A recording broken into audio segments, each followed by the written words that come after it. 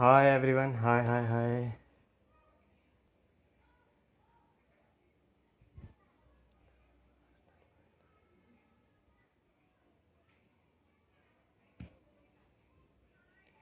Hi, hi Swedal. Hi Gopal. Hi everyone. Yeah, sir आप request to join का option आ रहा होगा आई थिंक. यस.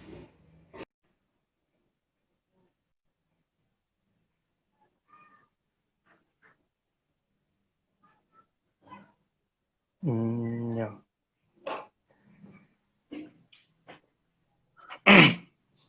या. Hello sir, how are you? कैसे हैं आप? पहले तो बताइए. आपको हेलो। आवाज़ आ रही है क्लियर? यस सर, आ रही है, मुझे आवाज़ आ रही है. जी जी जी, आपकी आवाज आ रही है। या. तो सबसे पहले तो सर मैं आपको थैंक यू कहना चाहूँगा कि आप आए यहाँ पर.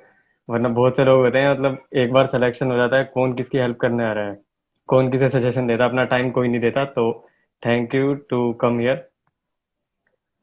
Hi everyone.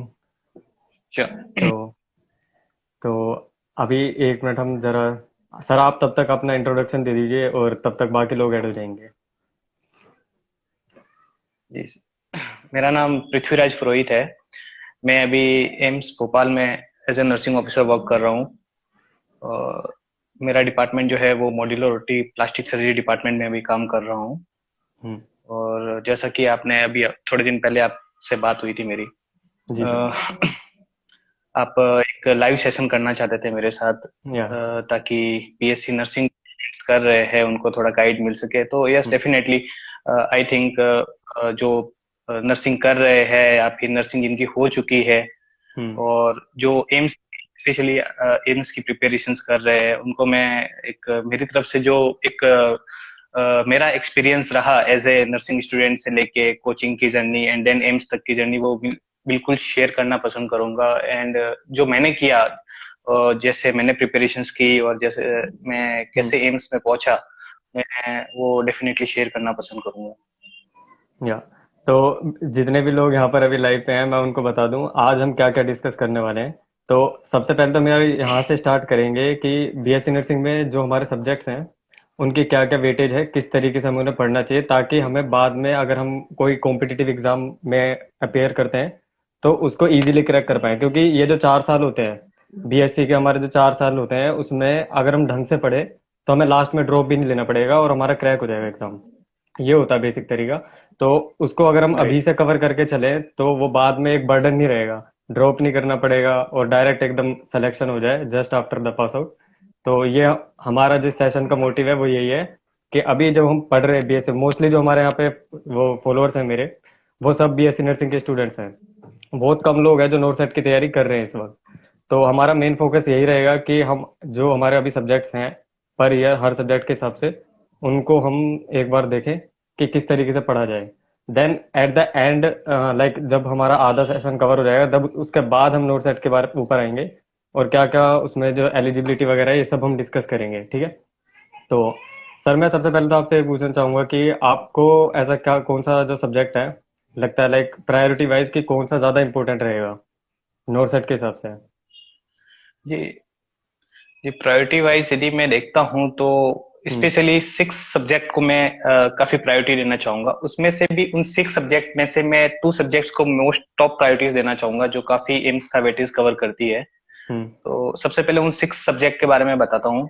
फर्स्ट पे fundamental of nursing, then medical surgical nursing, hmm. Then obs gynaec, then hmm. Pharmacology, hmm. Psychiatric, and subject कौन सा रह रहा है, पीडियाट्रिक। ये या. 6 सब्जेक्ट है। हम्म. ये काफी अच्छा खासा वेटेज कवर करती है एम्स नॉट सेट एग्जाम में। हम्म. बाकी कुछ ऑप्शनल सब्जेक्ट्स भी है, जैसे साइकोलॉजी है, सोशियोलॉजी है, वो इतना कवर तो नहीं करते हैं, बट हाँ. मेजोरिटी ये 6 सब्जेक्ट जो है वो काफी अच्छा खासा वेटेज रहता है।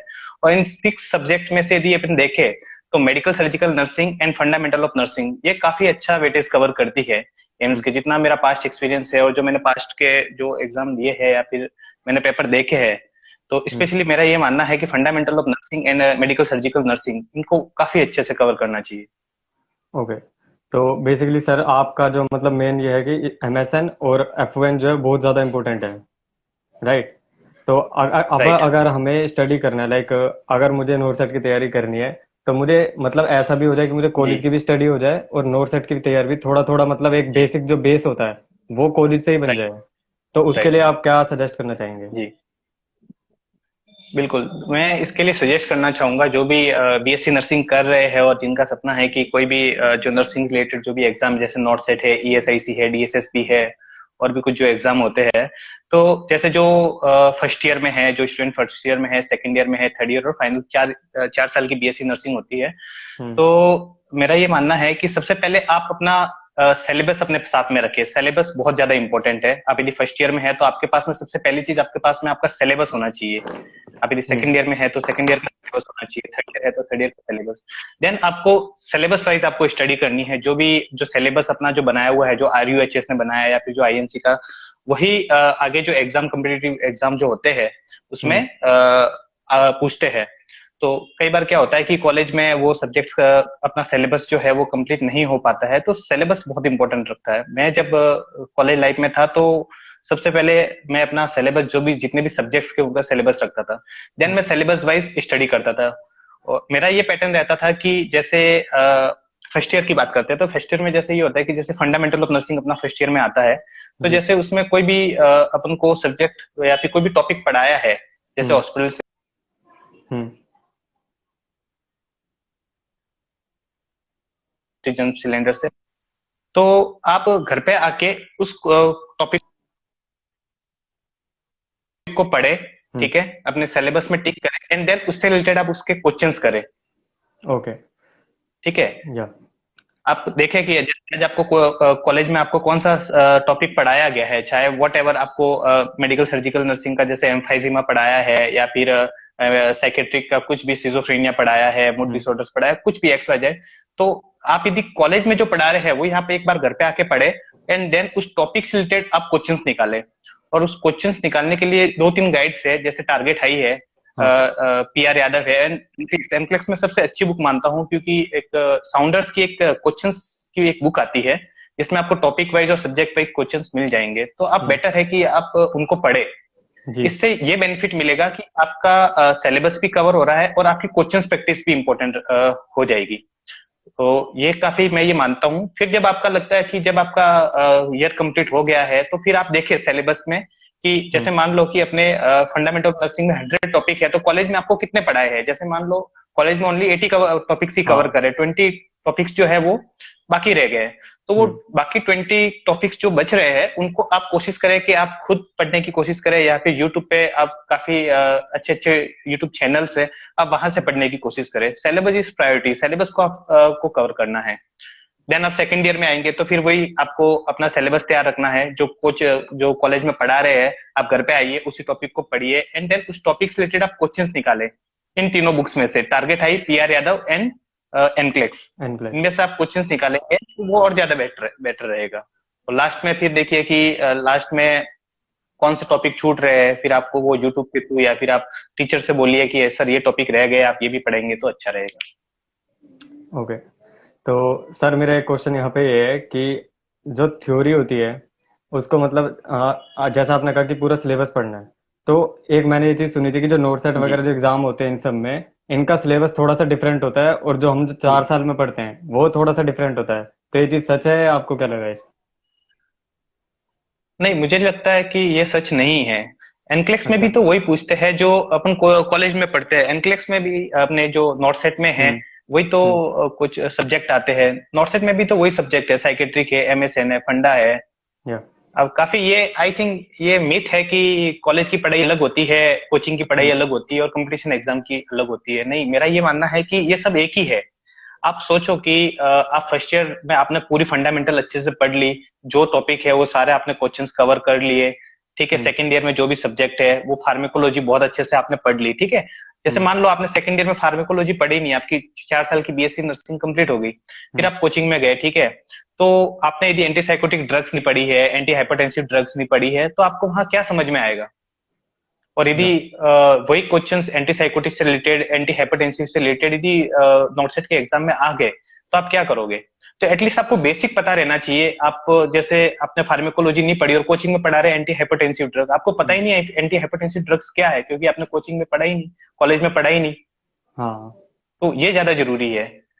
पढ़ाई कंप्लीट सिमिलर है। मेरा ये मानना है कि कोई स्टूडेंट यदि फर्स्ट ईयर से लेके फाइनल तक बहुत अच्छी पढ़ाई करता है, सिलेबस वाइज पढ़ाई करता है, और साथ साथ में जो टॉपिक्स है, जो सिलेबस के टॉपिक्स है, उनको क्वेश्चन प्रैक्टिस करता है, तो मुझे नहीं लगता कि उसको कोचिंग करने की भी जरूरत है। मेरे काफी ऐसे फ्रेंड्स हैं जो उन्होंने फर्स्ट ईयर से लेकर फाइनल के बीच में एनक्लेक्स भी पूरी पढ़ ली और सारे सब्जेक्ट बहुत अच्छे से कवर कर लिए, और जैसे ही उनकी फाइनल कंप्लीट हुई उसके बाद में जो भी एग्जाम लगा उन्होंने तुरंत क्रैक कर लिया ड्यूरिंग कोचिंग।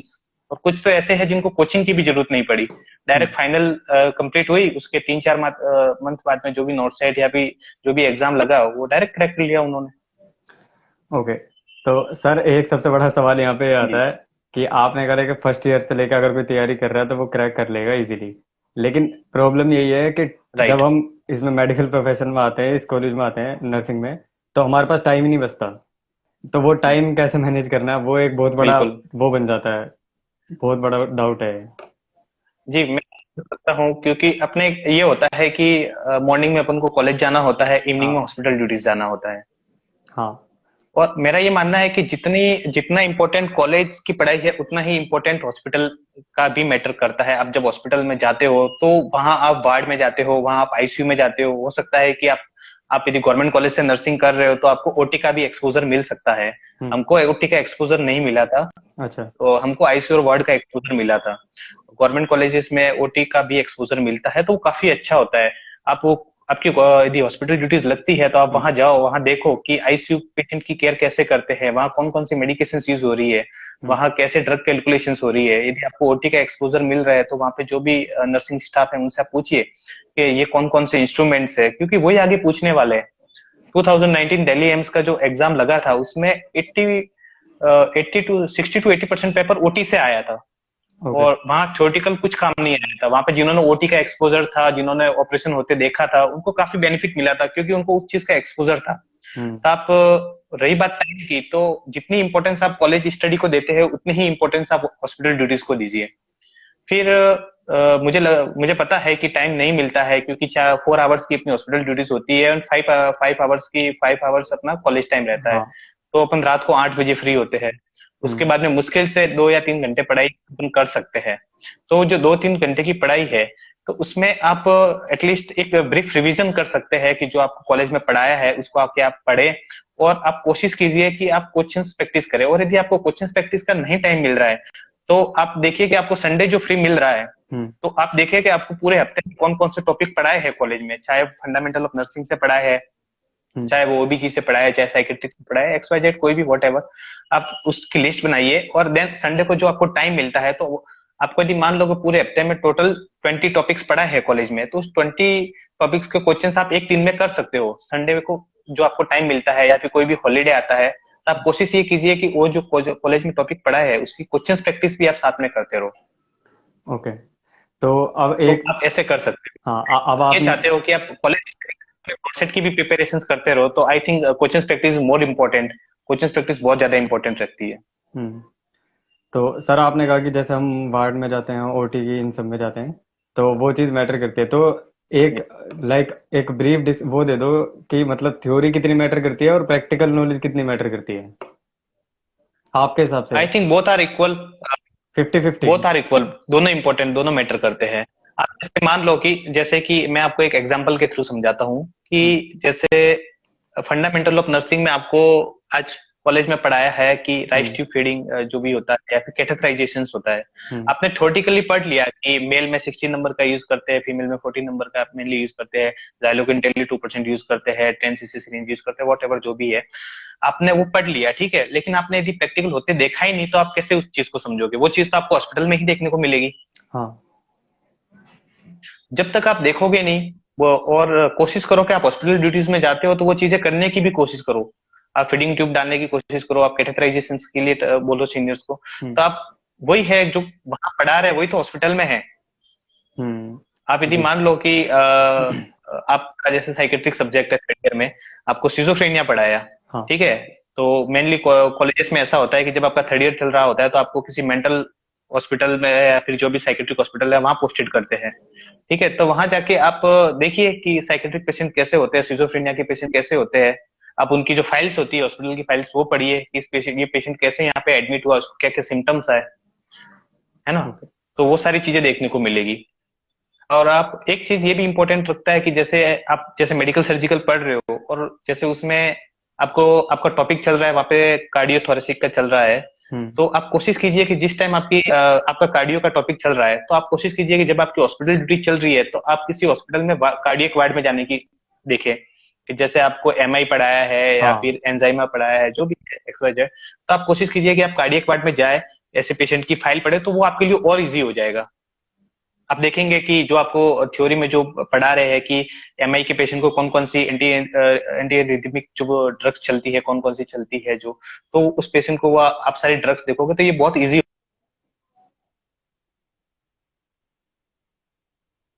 प्रॉब्लम नहीं आएगी।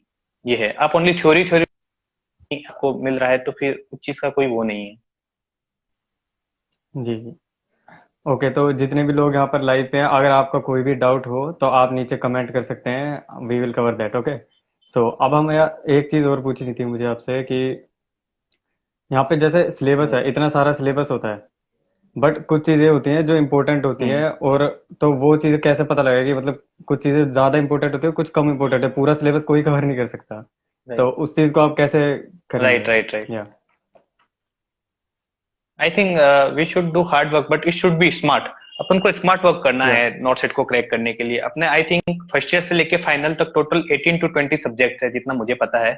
बट आप यदि एक क्लिक देखोगे तो मेजोरिटी ऑफ सब्जेक्ट जो है वो अपने 6 सब्जेक्ट ही मैटर करते हैं, इंपॉर्टेंट रखते हैं। हम्म।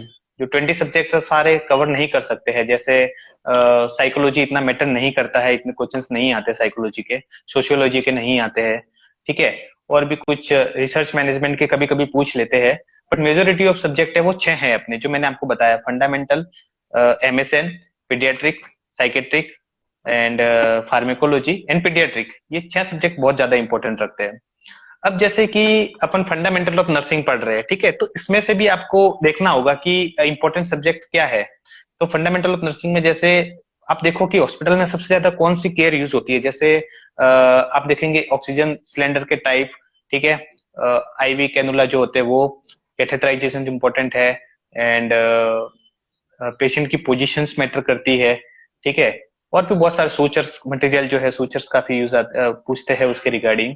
बहुत सारे ऐसे टॉपिक है, बट मेरा एक सजेशन है कि आप कोशिश कीजिए कि आप सब कुछ कवर करने की कोशिश करें, क्योंकि नॉट सेट एंड आजकल एम्स का ऐसा पैटर्न हो गया, कहीं से कुछ भी पूछ लेते हैं। अच्छा। कहीं किसी चीज का कोई आइडिया नहीं रहता कि कहाँ से एग्जामिनर पूछेगा, हम्म। है ना। तो आई थिंक इंपॉर्टेंट नाम की कोई चीज नहीं होती। जब मैं तैयारी करता था तो मैं ये सोच के करता था, कोई भी टॉपिक पढ़ रहा हूँ कि ये इंपॉर्टेंट है, ये पूछेंगे एग्जाम में। कई बार क्या होता है कि अपन ने जैसे 100 टॉपिक है और उसमें से अपन ने 50 टॉपिक पढ़ लिए कि अपन को लगता है कि ये इंपॉर्टेंट है, वो अपन को लगता है इंपॉर्टेंट है, एग्जामिनर को भी लगता है कि वो इंपॉर्टेंट है, हम्म। और अपन ने पीछे के 50 टॉपिक छोड़ दिए, और यदि वो पूछ लिए तो आप क्या करोगे बताओ। या तो आई थिंक जो मेजोरिटी ऑफ 6 सब्जेक्ट है इनके, तो आई थिंक मुझे लगता है कि आपको सारे टॉपिक कवर करने चाहिए। ओके।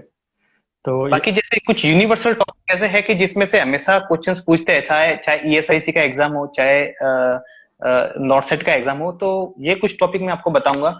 जैसे होता है ड्रग कैलकुलेशन, ड्रग कैलकुलेशन से हमेशा क्वेश्चंस आता है। ओके।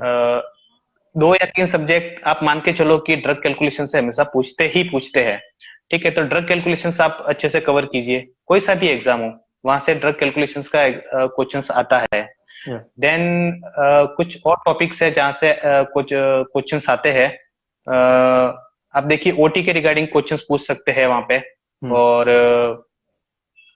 कुछ जैसे अरिथमिया के पैटर्न्स होते हैं कार्डियक पेशेंट में, जैसे एंजाइना का होता है, एमआई का होता है। ठीक है, तो ईसीजी के पैटर्न्स पूछते हैं, कई बार एग्जाम में पूछते हैं। आजकल काफी ट्रेंडिंग, आजकल क्या है कि इमेज बेस्ड क्वेश्चंस आते हैं एम्स में, तो वो भी आप कोशिश कीजिए। और भी कुछ इंस्ट्रूमेंट्स के नाम पूछते हैं, एनेस्थेसिया के रिगार्डिंग पूछते हैं, और वेंटिलेटर से रिगार्डिंग पूछते हैं, हम्म। बेड के टाइप्स पूछते हैं। हम्म।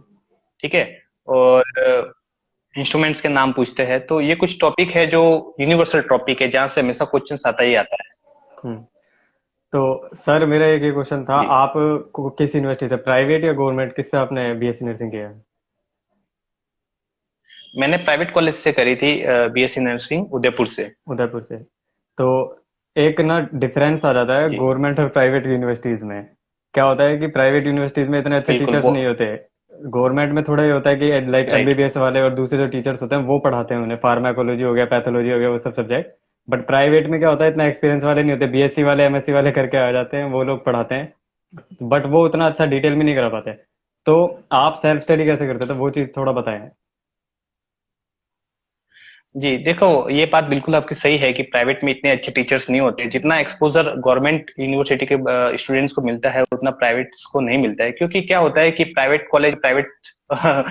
हॉस्पिटल कॉलेज जैसे टीचर होते हैं, हाँ। देन प्राइवेट कॉलेज के स्टूडेंट्स जो होते हैं उनकी मेनली जो क्लिनिकल प्रैक्टिस होती है वो भी प्राइवेट हॉस्पिटल्स में ही होती है। हम्म। तो वहां पे भी उनको ज्यादा एक्सपोजर मिलता नहीं है, उनको इतना ज्यादा मतलब किसी चीज के लिए अलाउ करते नहीं है, हाँ। चाहे वो आईवी कैनुलेशन हो, चाहे कैथेटराइजेशन हो, चाहे कुछ ओटी करना हो, तो इतना अलाउ नहीं करता है। तो बेटर ये रहता है कि हम जैसे हमारा, मैंने प्राइवेट से करी है तो हमारा ये रहता था कि टीचर तो एफर्ट लगाते थे, तो हम हमारी तरफ से भी एफर्ट लगाने की कोशिश करते थे। जैसे कुछ भी टॉपिक पढ़ाया एक्स वाई जेड, जैसे मान लो कि टॉपिक पढ़ाया है सूचर के रिगार्डिंग, ठीक है, कि कॉलेज कॉलेज में आज सूचर के रिगार्डिंग, सूचर के टाइप पता है कि ये सिल्क सूचर है, ये प्रोलीन है, ये एथिलोन है, ठीक है।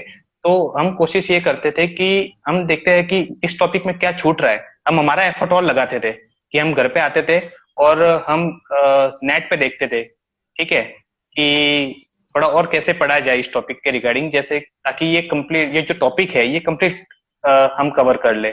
क्योंकि प्राइवेट कॉलेज में हमेशा ये फैक्ट है कि आपका सिलेबस कोई कंप्लीट नहीं करवाएगा, काफी वास्ट सिलेबस होता है, काफी बड़ा सिलेबस होता है। तो कोशिश आपको हमेशा, आप यदि प्राइवेट कॉलेज से नर्सिंग कर रहे हैं तो आपको हमेशा अपना एफर्ट थोड़ा गवर्नमेंट कॉलेज के कंपैरिजन में आपको अपना एफर्ट थोड़ा ज्यादा लगाना पड़ेगा, क्योंकि आपको इतना क्लिनिकल एक्सपोजर नहीं मिलेगा, आपको इतने अच्छे टीचर्स नहीं मिलेंगे। तो आपको हमेशा ये ट्राई करना होगा कि आप अपना अपना 100% कैसे दे पाए, कोई भी टॉपिक है। हम्म। ओके। और सर प्राइवेट में एक और चीज़ होती है, जैसा आपने कहा कि प्रैक्टिकल नॉलेज होनी चाहिए, बट प्राइवेट में प्रैक्टिकल नॉलेज नहीं हो पाती। आप वो प्रैक्टिकल नॉलेज कहाँ से लें, क्या जॉब करनी पड़ेगी साइड में क्या? देखो मुझे लगता है कि जॉब करने की तो खैर जरूरत नहीं है, हाँ। बट आप बहुत सारी चीजें, मैं मानता हूं कि प्राइवेट हॉस्पिटल जब आपकी क्लिनिकल ड्यूटीज लगती है तो आपको इतना एक्सपोजर नहीं मिलता है, आपको इतना सीखने को नहीं मिलता है, तो आप ऑब्जर्व करने के भी करके भी सीख सकते हो। जरूरी नहीं है कि आप लर्निंग बाय डूइंग वाला मेथड यूज करें, क्योंकि हम्म। लर्निंग बाय डूइंग मोस्टली जो है गवर्नमेंट कॉलेजेस में ज्यादा रहता है, क्योंकि वहाँ नर्सिंग स्टूडेंट को बहुत कुछ सीखने को मिलता है, बट प्राइवेट को में नहीं मिलता। तो आप कोशिश कीजिए कि वहां पे यदि आप प्राइवेट हॉस्पिटल में आप जा रहे हैं कहीं पे ड्यूटी करने, तो वहाँ कोई सा भी कोशिश कीजिए कि आप वार्ड के कंपैरिजन में आप आईसीयू में अपनी ड्यूटी ज्यादा लगवाए। आप आईसीयू में जाओगे तो आपको बहुत कुछ सीखने को मिलेगा, क्योंकि आईसीयू में कुछ ना कुछ प्रोसीजर चलते रहते हैं, जैसे फीडिंग चलता रहता है या फिर जो ड्रग इन्फ्यूजन पंप्स है वो चलता रहता है। बहुत सारी चीजें आपको आईसीयू में सीखने को मिलेगी। और यदि आप थोड़ा आपके कॉलेज के जो है प्रिंसिपल्स है और यदि आप रिक्वेस्ट करोगे तो आप उनको बोलिए कि सर हमारी प्राइवेट हॉस्पिटल जहां हम जा रहे हैं वहां ओटी में भी ड्यूटी लगाए हमारी। तो आप ओटी में आप जाओगे तो ओटी में भी बहुत सारी चीजें आपको देखने को मिलेगी। आपको जो इंस्ट्रूमेंट्स है वो आपको कॉलेज टाइम पे ही सारे देखने को मिल जाएंगे। अब जैसे मैं एम्स भोपाल में काम कर रहा हूँ, तो यहाँ पे BSc nursing even second year के स्टूडेंट्स यहाँ पे ओटी में आते हैं और वो हमारे साथ में रह के केस करवाते हैं। तो देखिए उनको कितना अच्छा खासा एक्सपोजर मिल रहा है सेकेंड ईयर में। वो सेकेंड ईयर में हमारे साथ में मेजर सर्जरीज परफॉर्म करवाते हैं यहाँ पे ओटी में। हम्म। तो वो उनके कॉलेज वालों का एक अच्छा मैनेजमेंट है कि उन स्टूडेंट्स को इतना खासा एक्सपोजर मिल रहा है। तो आप इसके लिए आपको अपनी कॉलेज की अथॉरिटीज से बात करनी पड़ेगी कि सर हम जहाँ जिस हॉस्पिटल में जा रहे हैं वहां पे हमको वार्ड तक ही ना रखा जाए, हमको एटलीस्ट आईसीयू और ओटी में ही में भी भेजा जाए, ताकि हम वहां पे सीख सके। यदि आपको केस करने नहीं दिया जा रहा कोई बात नहीं, आप वहां खड़े रहे जब तक केस चल रहा है, आप देखिए। आप यदि आईसीयू में यदि आपको कोई प्रोसीजर परफॉर्म करने नहीं दिया जा रहा है तो एटलीस्ट आप देखिए कि कौन से नंबर की फीडिंग ट्यूब यूज हो रही है, क्या क्या मटेरियल यूज हो रहा है उस पूरे। और वही उसका जो थ्योरी है वो आपको बुक्स में मिल जाएगा। आपको कॉलेज में वो चीज तो पढ़ा ही रहे हैं, हाँ। है ना। जो भी ड्रेसिंग है या फिर एक्सवाइजेड कोई भी प्रोसीजर है, सर्जिकल ड्रेसिंग है या फिर कुछ भी, तो वो चीजें तो आपको कॉलेज में पढ़ने को मिल ही जाएगी। तो आप ऐसे करके ऑब्जर्वेशन से तो सीख सकेंगे। आपको अपना यहाँ पे थोड़ा एफर्ट लगाना पड़ेगा सीखने के लिए। आपको यहाँ पे प्राइवेट में इतना नहीं मिलेगा, बट आप अपना एफर्ट लगाओगे तो डेफिनेटली आपको बहुत कुछ सीखने को मिलेगा। Okay.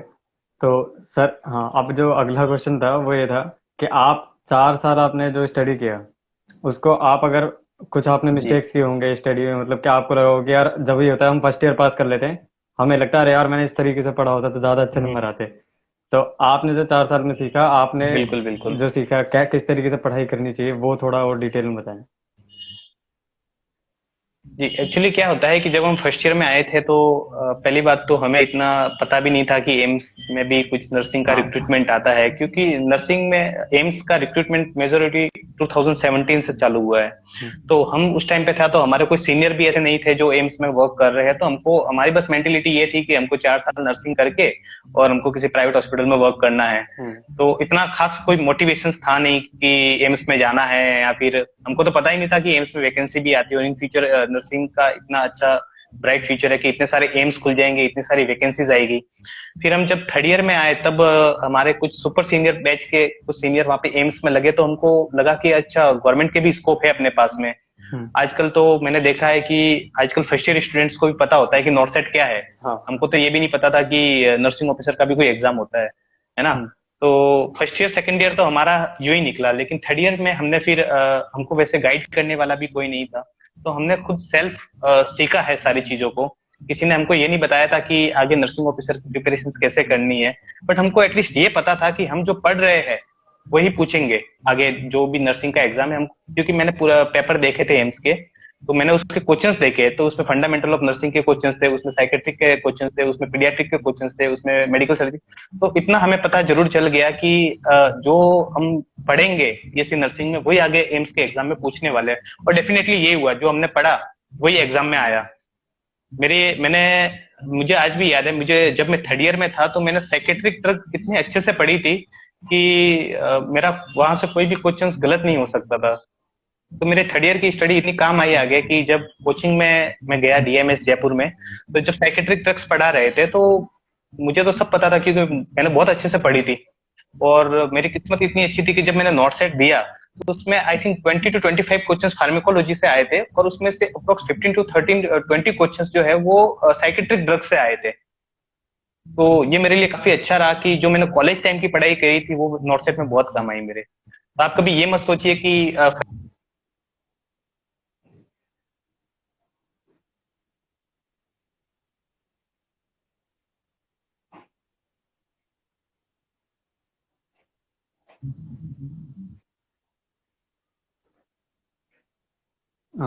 I think there was a glitch. Okay. Now मेरी आवाज क्लियर है ना सर आपको?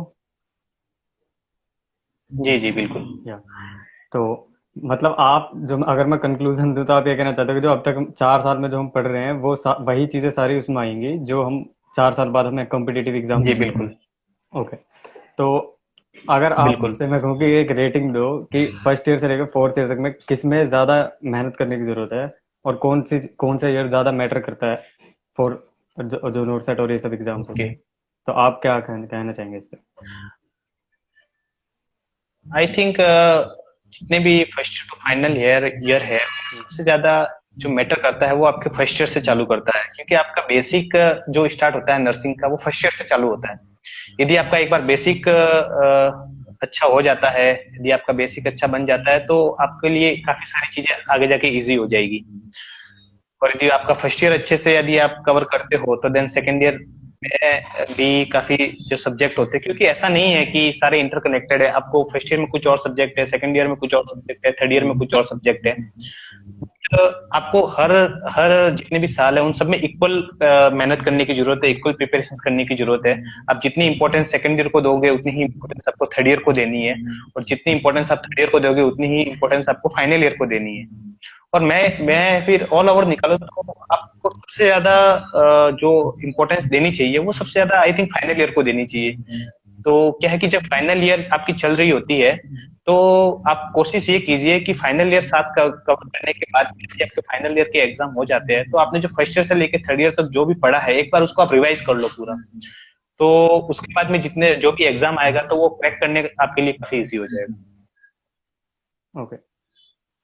तो अभी तक हमने जी। जो भी बात की वो मोस्टली बीएससी नर्सिंग और उसको कैसे किस तरीके से पढ़ना वो सब हमने डिस्कस किया। बट अब हम थोड़ा सा नोरसेट की तरफ आते हैं कि सर नोरसेट है क्या बेसिकली। सिर्फ एम्स के लिए होता है नोरसेट या और भी नॉर्थ जो कॉलेजेस हैं उन सब के लिए भी होता है? नॉर्थ एक nursing officer common eligibility entrance exam होता है, जो कि अलग अलग अभी एट प्रेजेंट इंडिया में 18 एम्स अभी वर्किंग कंडीशंस में है। पहले क्या होता था कि हर एम्स अपना एक अलग रिक्रूटमेंट निकालता था, एम्स जोधपुर अपना अलग रिक्रूटमेंट निकालता था, एम्स भोपाल अपना अलग रिक्रूटमेंट निकालता था, बट अब ऐसा नहीं है। एक सीआईबी की मीटिंग हुई, उसमें एक डिसीजन लिया गया कि अब कोई भी एम्स अपनी अलग अलग रिक्रूटमेंट नहीं निकालेगा नर्सिंग ऑफिसर का। अब हम जितने भी 16 to 18 एम्स जो रनिंग में है वो सारे मिलके एक कॉमन एग्जाम करवाएंगे नर्सिंग ऑफिसर का। तो अब जो है ये एक नर्सिंग ऑफिसर का एक एग्जाम है, तो एक 16-17 एम्स या 18 एम्स जो भी है उन सबका एक कॉमन नर्सिंग ऑफिसर का एक एग्जाम है जो हर साल होता है और सितंबर में होता है। इस बार मुझे शायद 12 सितंबर 2022 को एग्जाम है नॉर्सेट का। हम्म। तो ये अब नॉर्सेट जो है वो हर साल होगा, ऐसा नहीं है कि इस साल होगा अगले साल नहीं होगा, हर साल होगा, क्योंकि बहुत सारे गेम्स अब नए स्टार्ट हुए हैं। हर साल बहुत सारी वैकेंसी आएगी, वैकेंसीज का कोई टेंशन नहीं है। हर एम्स एटलीस्ट 1000 कैपेसिटी के साथ में रन होगा। अभी जो फुल्ली फंक्शनली जो एम्स चल रहे हैं 8 अभी लेवल पे चल रहे हैं जिनमें 1000 कैपेसिटीज है। बाकी जो अभी कुछ न्यू एम्स है जैसे बिलासपुर है, गोरखपुर है, रायबरेली है, नागपुर है, ये भी आने वाले टाइम पे बहुत अच्छे लेवल पे रन करेंगे, एटलीस्ट 1000 कैपेसिटी के साथ में रन करेंगे, तो बहुत सारे रिक्रूटमेंट आएंगे। हर साल नोटिफाइड होगा, हर साल एग्जाम होगा, और जो अच्छी प्रिपरेशन करेगा वो नर्सिंग ऑफिसर बनेगा। ओके। सर एक क्वेश्चन है कि आर्मी में जाने के लिए कितने परसेंटेज चाहिए हर ईयर में? जी। ये सचिन का क्वेश्चन है। तो हर ईयर का मैटर हर ईयर का मैटर नहीं करता है, उसमें आपका ऑल ओवर बीएससी का परसेंटेज आई थिंक मैटर करता है, और उसमें भी कैटेगरीज मैटर करती है। बीएससी नर्सिंग जैसे आप कंप्लीट होती है तो आप यदि जनरल कैटेगरी से है या फिर ओबीसी से है, एसटी से है, एससी से है, तो आई थिंक ये एक क्राइटेरिया रहता है। एम्स में तो क्राइटेरिया मुझे नहीं लगता कि है। आर्मी में ये होता है कि आर्मी में मैटर करता है कि आप कौन से किस में जाना चाहते हो, आप बीएसएफ में जाना चाहते हो, सीआरपीएफ में जाना चाहते हो। जैसे आप सीआरपीएफ में जाना चाहते हो, जो सब इंस्पेक्टर वहां पे जो वहां पे नर्सिंग ऑफिसर नहीं बोला जाता है नर्सिंग स्टाफ को, वहां पे सब इंस्पेक्टर बोला जाता है हम्म। नर्सिंग स्टाफ को। तो सबसे पहले आपको फिजिकल करेक्ट करना होगा, फिजिकल एग्जाम देने के बाद में आपको रिटर्न। ओके। तो सर एक क्वेश्चन ये भी था कि जो एमएनएस में ही होता है, क्योंकि एमएनएस के थ्रू ही हमारा सिलेक्शन होता है जो आर्मी में होता है, बट जी। एमएनएस में तो बॉयज अलाउड ही नहीं है। जी। तो बॉयज का क्या, कोई आर्मी का और कोई वो नहीं है लाइक नर्सिंग ऑफिसर अगर एम्स आर्मी में बनना है तो बॉयज का अलाउड ही नहीं है क्या? अब देखो ऐसा हो रहा है कि रिसेंटली 2 ईयर से ऐसा हो रहा है कि बॉयज की प्रायोरिटीज को कम किया जा रहा है और फीमेल्स को, नर्सिंग प्रोफेशन को फीमेल डोमिनेंट बनाने की कोशिश की जा रही है। तो इसका अपन कुछ नहीं कर सकते हैं। आर्मी में है जैसे नवोदय है, मैं अभी रिसेंटली नवोदय की वैकेंसी है, उसमें भी 100% सारी फीमेल्स को दी गई। तो यहाँ लग रहा है कि नर्सिंग मेल्स का कम है, तो वहां अप्रोच ही क्यों करना। हाँ सही और बात है। रही बात 80-20 का भी, प्रेमराज ने एक क्वेश्चन पूछा है, सर 80-20 कब हटेगा। तो हाँ। 80-20 का ऐसा है कि 80-20 का अब गुंजाइश कम है 80-20 हटने का। इसके पीछे काफी सारे कुछ पॉलिटिकल रीजंस है, कुछ अदर रीजंस है। तो सीआईबी की मीटिंग जो हुई है उसमें आई थिंक मुझे लगता है कि 80-20 अब हटना मुश्किल है, तो आपको 80-20 के माइंड सेट के अकॉर्डिंग ही आपको प्रिपरेशन करनी है। बहुत सारे स्टूडेंट ऐसे सोचते हैं कि अब 80-20 लग गया, आपको इसका स्कोप खत्म हो गया। आई थिंक मुझे ऐसा लगता है कि आपको ऐसा नहीं सोचना चाहिए। मैंने भी 80-20 में एग्जाम क्रैक किया है, मैंने 80-20 में एग्जाम क्रैक किया है पटना का और नॉर्थ का। लेकिन आप ऐसा सोचो कि 80-20 लग गया, 80% फीमेल के लिए रिजर्व होगी, 20% मेल के लिए है। अब देखो ना, हर साल की 3000 to 4000 वैकेंसी आ रही है, तो एटलीस्ट आप ये देखिए 700 to 800 वैकेंसी जो है वो मेल के लिए है। तो 700 to 800 वैकेंसी बहुत होती है आपको बहुत सारी एग्जाम करने के लिए। आप 80-20 को माइंड से निकालिए, और आप आपको बस ये, आपको एक सीट से मतलब है, चाहे 80-20 लगाए कुछ भी लगाए, आपको बस 80-20 का माइंड सेटअप करके और आपको तो ये प्रिपरेशन करनी चाहिए। हाँ सर एक ये क्वेश्चन आया कि फॉरेन कंट्री में कैसे जाएं बीएससी नर्सिंग के बाद, कौन सी कंट्री बेटर होगी और क्या परसेंटेज होनी चाहिए, वो थोड़ा अगर आपको पता हो तो बताइए। बिल्कुल। यदि आप फॉरेन कंट्रीज में जाना चाहते हो तो आई थिंक मैंने कहीं आर्टिकल पढ़ा था, जो नर्सिंग के लिए हाईएस्ट पैकेज जो देता है वो यूएस और कनाडा देता है। वहाँ साल के जो होते हैं 60 to 70 thousand पर जो है वो पैकेज रहता है नर्सिंग का इनिशियल जो रहता है। और इसमें से भी यदि आप सुपर स्पेशलिटी के साथ में जाते हो, जैसे पीडियाट्रिक नर्सिंग करके जाते हो, या फिर साइकियाट्रिक करके जाते हो, एमएससी एमएससी, या फिर किसी चीज की स्पेशलिटी लेके जाते हो, तो आपको वहां पे मिलेगा 80 to 85 thousand dollar per annum ये आपका पैकेज रहता है। तो आप कोशिश ये कीजिए कि बीएससी नर्सिंग के बाद यदि आप फॉरेन कंट्री में जाना चाहते हो तो आप एक डेवलप कंट्री में जाने की कोशिश कीजिए, जैसे यूएस है, कनाडा है, और कुछ एक दो कंट्री और है जहाँ पे काफी अच्छा पैकेज मिलता है। तो बट उसके लिए कुछ एग्जाम होते हैं, जैसे यूएस कनाडा जाने के लिए स्पेशली होता है एनक्लेक्स का एग्जाम होता है।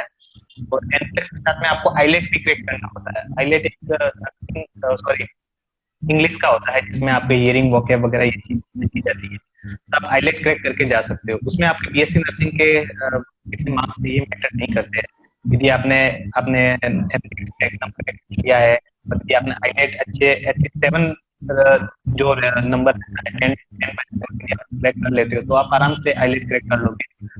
और एनक्लेक्स, रही बात एनक्लेक्स एग्जाम की, तो इसकी कुछ कोचिंग्स भी होती है, बट इसके लिए आपको दिल्ली में जो है वो कोचिंग्स मिल जाएगी।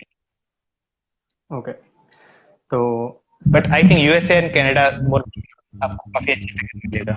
बाकी दुबई भी अच्छा ऑप्शन है, यदि आपको लग रहा है कि आपसे एनक्लेक्स क्रैक नहीं हो रहा है, एनक्लेक्स का एग्जाम भी वैसे काफी टफ होता है, तो आप दुबई की तरफ जा सकते हैं। दुबई के लिए आपको डीएचए का एग्जाम होता है, और डीएचए का इतना पेपर इतना हार्ड नहीं आता है। और दुबई और सऊदी अरबिया में भी रहता है ना प्रोफेशन जो है, तो वहां आप कुछ कर सकते हैं। ओके सर, एक इसका वसीम वसीम का एक क्वेश्चन है, नोरसेट की प्रिपरेशन कब से शुरू करें? नॉर्सेट की प्रिपरेशन आज से शुरू करें। यदि आप फर्स्ट ईयर में है तो फर्स्ट ईयर से चालू कर दीजिए, सेकंड ईयर में है तो सेकंड ईयर में कर दीजिए। यदि आप ये के साथ में सोच रहे हैं कि भैया मेरी 4 साल की नर्सिंग हो जाएगी, उसके बाद मैं जयपुर जाऊंगा, वहां पे 1 साल तैयारी करके कुछ करके और मैं क्रैक कर लूंगा, तो सॉरी आप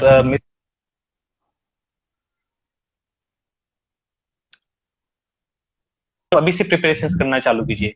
आप ट्राई, यदि आप पढ़ाई इतनी अच्छे से नहीं करी तो आप सेकंड ईयर में है तो सेकंड ईयर में आप अच्छे से पढ़ाई कीजिए। सेकंड ईयर में मेजोरिटी ऑफ सब्जेक्ट्स रहते हैं वो फार्माकोलॉजी रहता है, मेडिकल सर्जिकल नर्सिंग रहता है, कुछ पीपीजी पैथो फार्मा जेनेटिक्स ये कवर करने की कोशिश की। और जैसे मैंने बताया, जो टॉपिक आपको कॉलेज में पढ़ा है, घर पे आइए उस टॉपिक को पढ़िए, और जो टॉपिक आपको पढ़ा है उसके रिगार्डिंग आप क्वेश्चंस कीजिए। बस आपको दो ही काम करने हैं, जो आपको कॉलेज में पढ़ाया है वो आपको घर के आगे करना है, और उसके रिलेटेड क्वेश्चंस करने हैं। फिर आपकी 4 साल की नर्सिंग हो जाती है। फिर आपको क्या करना है कि आपके पास में दो दो चॉइस है। तो फिर आप जयपुर जाइए और किसी अच्छी कोचिंग को ज्वाइन कीजिए। और आप यदि आप 4 साल की नर्सिंग अच्छे से कर लिए ना, तो आपको कोचिंग में ऐसा लगेगा कि ये सब मैंने पढ़ रखा है, कुछ नया पढ़ा हो। या फिर यदि आप कोचिंग नहीं जाना चाहते तो आपको आपने 4 साल में जो पढ़ा है, और जो 4 फर्स्ट ईयर से लेकर फाइनल ईयर तक आपके जो नोट्स है, कोचिंग के जो कॉलेज के नोट्स है, उनको पढ़े। ठीक है, आपने जो क्वेश्चन प्रैक्टिस करी है जिन सब्जेक्ट्स की, जिन से जैसे टारगेट है, पी यादव है, उनको एक बार रिपीट कर दीजिए। ठीक है, कोई अच्छी सी टेस्ट है। मेरा ये मानना है कि कोई सा भी एग्जाम क्रैक करना चाहते हो, चाहे ये नॉर्थ है चाहे ईएसआईसी है, तो किसी भी कंपटीशन एग्जाम को क्रैक करने के 3 स्टेप होते हैं। वो 3 स्टेप ये होते हैं। आपको आवाज आ रही है मेरी? सर थोड़ा थोड़ा आपका आवाज हल्का हल्का बीच बीच में ब्रेक हो जाता है वैसे, बट ठीक है ओवरऑल। जी। तो कोई सा भी नर्सिंग ऑफिसर का जो एग्जाम है, नर्सिंग एग्जाम क्रैक करने के 3 स्टेप होते हैं। सबसे पहले आप अपनी थ्योरी कंप्लीट कीजिए। आपका थ्योरी बेस अपना अच्छे से मजबूत कीजिए कि थ्योरी से आप कुछ भी पूछ लें, आप थ्योरी का बताओ। थ्योरी कंप्लीट करने के बाद में आप प्रैक्टिस कीजिए। ठीक है, एंड देन क्वेश्चंस प्रैक्टिस कीजिए आप टीआर यादव से, टारगेट है से, एंड एनकेएक्स से। ठीक है, और फिर क्वेश्चंस प्रैक्टिस करने के बाद में आपको आप जिस टेस्ट सीरीज ज्वाइन कीजिए। टेस्ट सीरीज 1 महीना आप टेस्ट सीरीज प्रैक्टिस कीजिए, और आप इसीलिए आप देखोगे, और आप कोशिश कीजिए कि आप माइनस मार्किंग को कैसे एलिमिनेट कर रहे हो, आपकी प्रैक्टिस बढ़ाइए। आप कोशिश कीजिए कि आप परफॉर्म करें, माइनस मार्किंग में कम जाए, जो आ रहे हैं वो अटेंड कीजिए। ठीक है, तो ये चीजें बहुत मैटर करती है। सबसे पहले थ्योरी, प्रैक्टिस एंड टेस्ट। यदि ये करोगे तो आपके लिए नॉट क्रैक करना काफी इजी हो जाएगा। सर आपका वॉइस थोड़ा सा ब्रेक हो रहा है बीच बीच में। आई थिंक माइक का इश्यू, नेटवर्क आपका ठीक है, नेटवर्क ओके है, आई थिंक माइक थोड़ा सा, बट ओके ओके। हाँ। और राज का क्वेश्चन है कि मैं आप कौन एक से एम्स मिनट, में मैंने हैं? उनको, जी, प्रेमराज का क्वेश्चन है कि सर आप कौन सी एम्स में हो? तो मैं भोपाल एम्स में हूँ अभी। आई थिंक आप भी वहीं पे काम करते हो, प्रेमराज है। अच्छा। हेलो। हाँ, आ रही है सर आपकी आवाज़। एक्चुअली, ओके तो हेलो, हाँ सर, आ रही आवाज आ है। रही है? जी जी। जी बोलिए। ओके, तो अभी तक हमने जो देखा वो ये था कि नोट सेट का अभी हमें 4 ईयर का अगर हमें तैयार करना है, चार मतलब जो 4 ईयर है बहुत मैटर करते हैं अगर हमें बाद में कोई एंट्रेंस क्रैक करना है। जी बट मेरा एक क्वेश्चन था सर, नोट सेट के अंडर में सिर्फ एम्स आता है या फिर और भी जो कॉलेजेस है लाइक डीएचएस के थ्रू जो वैकेंसीज निकलती हैं, बाकी जो वैकेंसीज हैं वो भी नोट सेट के अंडर में आती है या फिर सिर्फ एम्स की ही बात होती है यहाँ पे? नहीं, अभी पहले जो फर्स्ट नॉट सेट हुआ था उसमें से ऐसा नहीं था। आई थिंक वॉइस क्लियर नहीं आ रही है मेरी, हाँ सर, बाइक थोड़ा म्यूजिंग सा हो रहा आपका, है। हाँ हाँ, थोड़ी सी वीजिंग हो रही है उसमें। एक मिनट। ओके। जी, अब आवाज आ रहा है? यस सर, क्लियर है। जी, तो पहले तो जो फर्स्ट था उसमें ऐसा नहीं था, लेकिन अब दिल्ली के 4 सेंट्रल गवर्नमेंट अलग ऐड किए थे इन्होंने, सारे एम्स जो है। आई थिंक डीएसएसबी एक अलग जो है अलग बोर्ड है, नॉर्थ अलग है, ईएसआईसी अलग है। तो ऐसा कुछ नहीं है जो सेट है वो स्पेसिफिकली एम्स के लिए है, ईएसआईसी है जो दिल्ली के हॉस्पिटल्स के लिए है, और ईएसआईसी है ऑल इंडिया के जो ईएसआईसी। मेजोरिटी ऑफ 3 जो बड़ी का एग्जाम होता है वो इन 3 में ही होता है, ESIC, DSSB and north. Okay sir, आपका अभी भी थोड़ा सा आई थिंक वॉइस थोड़ा सा क्रैक हो रहा है, I don't know why, but बीच बीच में सही हो जाता है, वो थोड़ा सा ब्रेक हो जाता है कभी कभी। आई थिंक नेटवर्क तो प्रॉपर है। या चलिए देखते हैं कोई नहीं, एक बार। हाँ नहीं सर, आपकी आवाज़ अभी ब्रेक हो रही है। अभी भी ब्रेक हो रही है? अब ठीक है। ठीक है। या तो मेनली मतलब सबका अलग अलग बोर्ड है, बट एक वो होता है क्या कहते हैं, मैंने डीएसएसबी का मुझे एक दोस्त ने बताया था, मुझे कंफर्म नहीं है कि इनका जो एम्स का होता है, एम्स में थोड़ा सा मतलब जीके भी आता है और ये सब चीज़ें भी आती हैं, बट उनकी प्रायोरिटी कम होती है, लाइक उनका वेटेज कम होता है। लेकिन बाकी जो डीएसएसबी और अदर जो एग्ज़ाम्स होते हैं,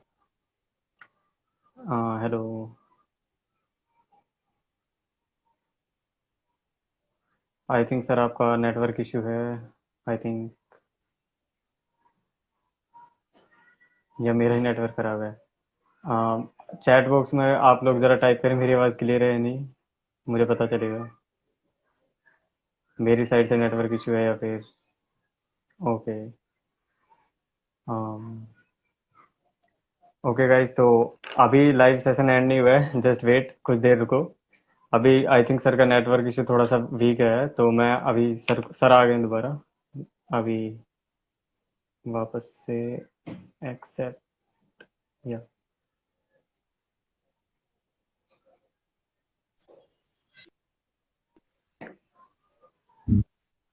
या वेलकम बैक सर।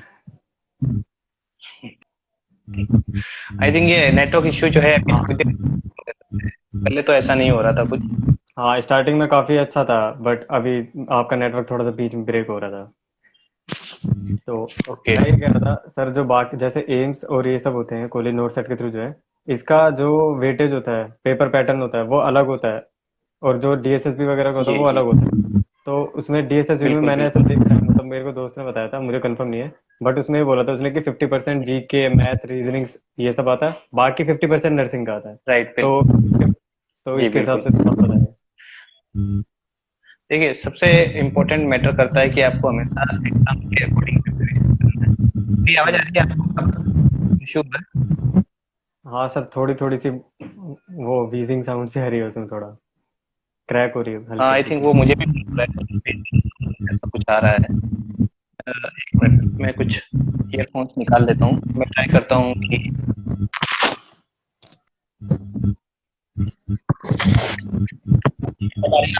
बराबर या सर थोड़ी थोड़ी। आ रही है बराबर। सर आवाज क्लियर नहीं है, मतलब थोड़ी सी। ओके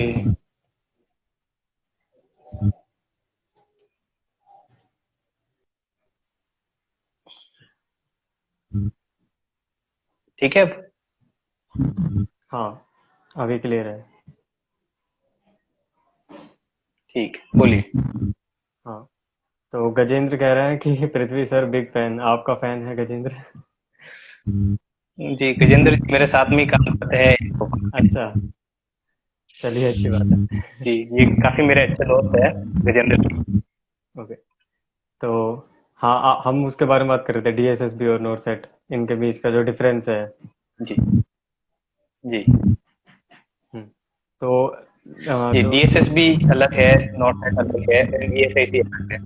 आपको हमेशा ध्यान रखना है कि जब ईएसआईसी का एग्जाम दे रहे हो तब आपको एक अलग लेवल से अलग प्रिपरेशन करनी है। एम्स नॉट सेट की प्रिपरेशन कर रहे हो तो आपको अलग से अलग परफॉर्म फॉलो करना है। जैसे कि आप मान लो कि ईएसएसबी की प्रिपरेशन कर रहे हो, ईएसआईसी की कर रहे हो, तो जैसे मैं आपको ईएसआईसी का बताता हूँ। ईएसआईसी में टोटल 125 क्वेश्चन पूछते हैं और नॉट सेट में 200 क्वेश्चन पूछते हैं। ईएसआईसी का पैटर्न ये रहता है कि उसमें 100 क्वेश्चन जो होते हैं वो नर्सिंग फील्ड से आते हैं और 25 क्वेश्चन जो होते हैं वो अदर आते हैं। और हम्म, ईएसआईसी जो है वो मेनली एनक्लेक्स क्राइटेरिया को फॉलो नहीं करता है। ईएसआईसी के लिए सबसे बेस्ट बुक होती है, आप टारगेट हाई पढ़िए, एनपीआर यादव पढ़िए। और पीछे हम्म, के 25 क्वेश्चन है वो आते हैं हम्म, जीके से, इंग्लिश से, मैथ और रीजनिंग से। तो आप जब भी एसआईसी की प्रिपरेशन करें तो आपको हमेशा मैथ और रीजनिंग पे स्पेशली आपको फोकस करना है। आपको एनक्लेक्स नहीं पढ़नी है उस टाइम पे। आप कोशिश कीजिए कि आप टारगेट हाई और पीआर यादव पढ़ें, तो ये आपके लिए काफी अच्छा रहेगा। यदि आप ओके, डीएसएसपी पढ़ रहे हो तो डीएसएसपी में मैथ्स और रीजनिंग पूछते हैं, तो डीएसएसपी जो है वो भी लेवल को टच नहीं करता है। तो आप कोशिश कीजिए कि उसमें टारगेट और पीआर पढ़े और मैथ्स और रीजनिंग पे अच्छे से फोकस करें। Okay, okay. तो सर एक क्वेश्चन ये आ रहा है किसी का कि आपने फर्स्ट अटेम्प्ट में नोरसेट क्लियर किया था। जी मैंने फर्स्ट अटेम्प्ट में नॉट सेट क्लियर किया था। तो आप जस्ट पास आउट होते ही आपने मतलब एग्जाम दिया और आपने क्रैक कर लिया था, राइट? तो उसके लिए जब आपने एलिजिबिलिटी, उसका क्राइटेरिया होता है, उसमें आरएन नंबर चाहिए होता है। जी जी हेलो।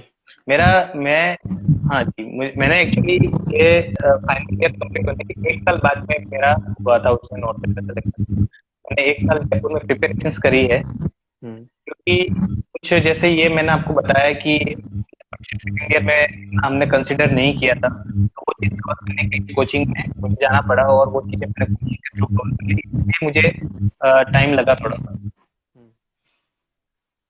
ओके। सर एक क्वेश्चन ये आ रहा है, नोरसेट के अलावा और कौन कौन से पेपर होते हैं ऑल इंडिया लेवल पर?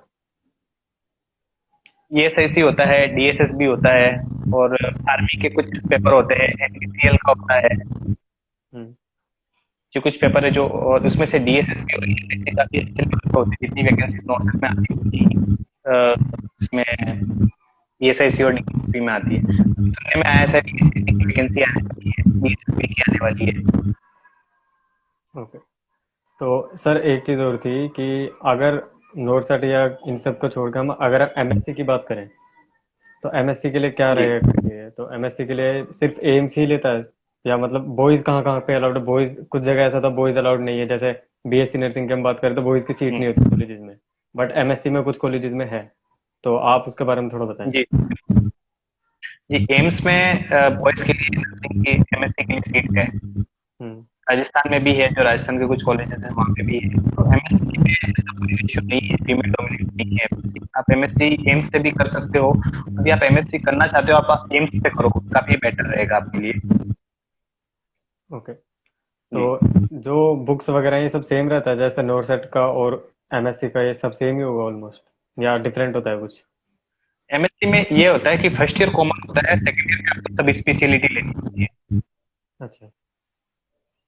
जी, जैसे कि आप एमएसएन में कर रहे हो, जो एमएससी है, तो सेकंड ईयर में आपको सब स्पेशलिटी लेनी होती है, जैसे कार्डियक लेना चाहते हो, सीसीयू लेना चाहते हो, या न्यूरो लेना चाहते हो, तो आप सब स्पेशलिटी आपको सेकंड ईयर में मिलती है। ये रहता है वो। आप पीडियाट्रिक में भी एमएससी कर सकते हो, आप साइकेट्रिक में भी एमएससी कर सकते हो, आप एमएससी में भी साइकेट्रिक कर सकते हो। ये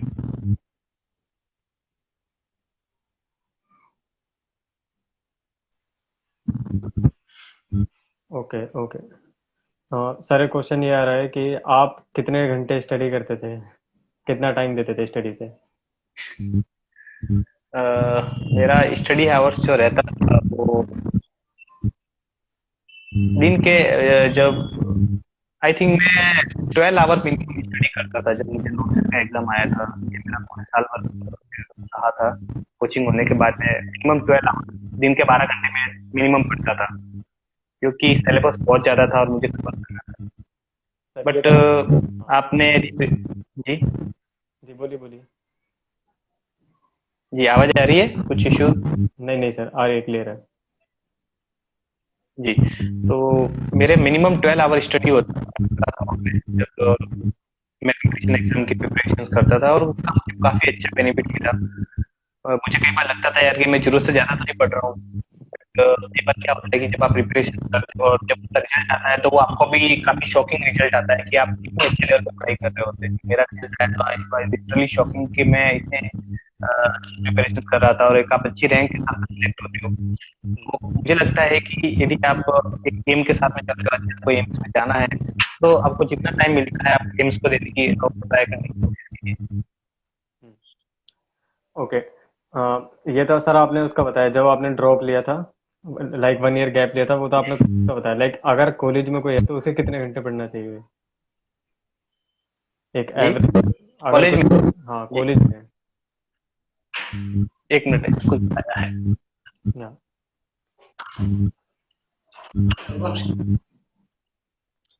और अगर किसी को कोई भी डाउट है तो आप में नीचे। कॉलेज कॉलेज में आप है तो आप कोशिश की, जो भी आपको टाइम मिलता है हॉस्पिटल जाने के बाद में आप, जैसे आप कॉलेज में जैसे डेली 2 to 3 आवर्स के लेक्चर्स होते हैं, तो आप 2-3 घंटे आप पढ़ सकते हो डेली। 2-3 घंटे पढ़ोगे इनफ है, मोर देन इनफ।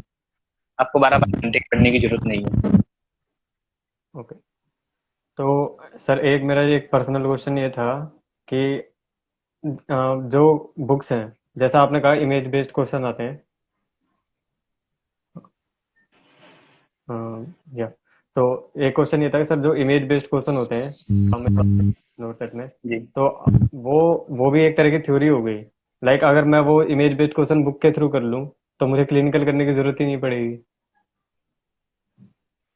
सकते हो आप हॉस्पिटल में भी कवर कर सकते हो, बट आई थिंक जो इमेज बेस्ड क्वेश्चंस होते हैं वो मोस्टली हॉस्पिटल से रिलेटेड आते हैं। आपको इमेज बेस में क्या पूछेंगे, जैसे कि जैसे मान लो एनजीटी पूछ लेंगे, कैटेटर के टाइप्स पूछ लेंगे, यदि वो आपने इमेज में तो देखा है थ्योरी में, बट आप कोशिश कीजिए कि आप जब हॉस्पिटल जाते हो तो वहाँ पे कोई चीज आप देखेंगे, देखने की कोशिश कीजिए, तो आपके लिए और ज्यादा बेटर रहेगा। बाकी हम्म। हाँ, मेजोरिटी आप थ्योरी बुक से कवर करोगे तो और ज्यादा बेटर रहेगा, क्योंकि कई बार क्या होता है कुछ ऐसे इक्विपमेंट्स होते हैं, कुछ ऐसी मशीनरीज होती है जो हर हॉस्पिटल में अवेलेबल नहीं होती है, आप वो बुक से कवर कर सकते हो। ओके। हम्म। तो सर एक क्वेश्चन ये था, लाइक अगर 4 साल कंप्लीट हो गए और हमारा लाइक हमें ड्रॉप लेना है एग्जाम के लिए, तो कोचिंग के लिए जी, मतलब अभी से कोचिंग ड्रॉप करने के बाद ही लें या फिर कोचिंग कॉलेज के साथ साथ भी कोचिंग वगैरह लेनी चाहिए? आई थिंक मुझे लगता है कि आपको कोचिंग कॉलेज के साथ करने की जरूरत नहीं है। आप कॉलेज में हैं, तो आप कॉलेज की स्टडी पे ध्यान दीजिए, क्योंकि आपके पास कोचिंग अटेंड करने का टाइम ही नहीं होगा। आप सुबह कॉलेज जाओगे, शाम को हॉस्पिटल ड्यूटी जाओगे, तो आपके पास कोचिंग अटेंड करने का टाइम ही नहीं है। तो अब ज्यादा बेटर है कि आप कॉलेज में हो तो कॉलेज स्टडी पे फोकस कीजिए। जब आप कॉलेज कंप्लीट हो जाता है तो उसके बाद में आप कोचिंग करने जा सकते हो, और जब 6 महीने की कोचिंग होती है, उस 6 महीने की कोचिंग में आपने जो 4 साल का पढ़ा है वही रिवाइज कर सकते हैं। बट आपके लिए भी और अच्छा होगा कि आपने जो 4 साल आप अच्छे से पढ़ के जाते हो, तो कोचिंग में आपको ज्यादा मतलब इतना हार्ड नहीं लगेगा, क्योंकि आप ऑलरेडी बहुत अच्छे से पढ़ के आ चुके हो। आप आपने फार्माकोलॉजी अच्छे से पढ़ ली कॉलेज में, एरिया में फंडामेंटल अच्छे से पढ़ ली, आपने मेडिकल अच्छे से पढ़ ली, तो आपको कोचिंग में इतना एफर्ट लगाने की जरूरत नहीं पड़ेगी। और बस आपको फिर इवनिंग में आपको कोचिंग से आके कोई प्रैक्टिस करनी है, उसको पढ़ना है। ओके। या तो अभी तक हमने, मैं सबको एक बार एक ब्रीफ समरी दे देता हूँ। अभी तक हमने जो कुछ भी देख अभी सर से पूछा है उसमें यही था कि अभी हम जो 4 साल में हम लोग पढ़ रहे हैं। अजय, वॉइस क्लियर नहीं आ रही? एक बार कंफर्म करके बताएं सर, आपको क्लियर आ रही है मेरी आवाज़? जी, आपकी आवाज क्लियर आ रही है मुझे। मेरी आवाज आ ओके। रही है आपको? या तो अभी तक जी। हमने देखा, कंक्लूजन अगर मैं दूं तो 4 साल में जो भी हम पढ़ रहे हैं वही सब जो है नोट सेट में आने वाला है। और जो अभी हम कर रहे हैं उसमें प्रैक्टिकल और थ्योरी दोनों ही चीज मिला के आएंगी। प्रैक्टिकल की भी वेटेज है जी। और जो हम थ्योरी पढ़ रहे हैं उसकी भी वेटेज है, दोनों की। ओके। तो अगर किसी का कोई भी डाउट है अभी तो आप नीचे कमेंट में बता सकते हैं। बिकॉज आई थिंक हमने सारी चीज़ें अब तक कवर कर ली हैं। जो भी कॉलेज से रिलेटेड जो भी था, क्लिनिकल से रिलेटेड जो भी था, और नोट सेट से रिलेटेड पूरा एलिजिबिलिटी उसका क्या था, वो सब चीज़ हमने डिस्कस कर लिया है। अगर फिर भी किसी का कोई डाउट है तो आप नीचे कमेंट में बता सकते हैं अभी। और आई थिंक वॉइस, अजय आप एक बार कंफर्म करें अगर आप बताएं। ओके। सर आप तब तक, जब तक लोग क्वेश्चन अपना कुछ बताते हैं तब तक आप जरा अपना बताएं कि आपने कुछ ऐसी मिस्टेक्स करी होंगी कॉलेज में जो आप लाइक आप नहीं करते, तो आपका शायद लाइक कॉलेज एक्सपीरियंस जो भी रहा आप अपना शेयर करना चाहे तो कर सकते हैं।